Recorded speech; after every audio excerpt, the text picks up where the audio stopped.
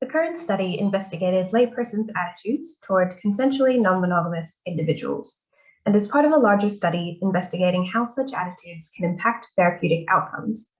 Using an online delivery platform, participants were exposed to one of three priming conditions.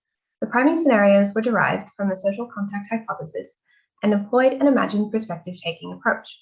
Participants were assigned to an in-group prime where they would not be connected or exposed to a CNM, consensually non-monogamous individual, an in-group out-group prime where they would be exposed to a CNM individual, or a no-prime control.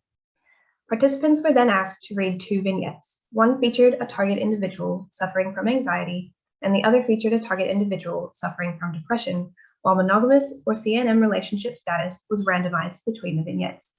We assessed participants' attitudes towards CNM pre- and post-exposure using a standardized measure, as well as perceived relationship satisfaction, perceived mental health and functionality, and desired social distance for each target, where greater social distance indicates more bias or a greater desire to be less socially connected with the target.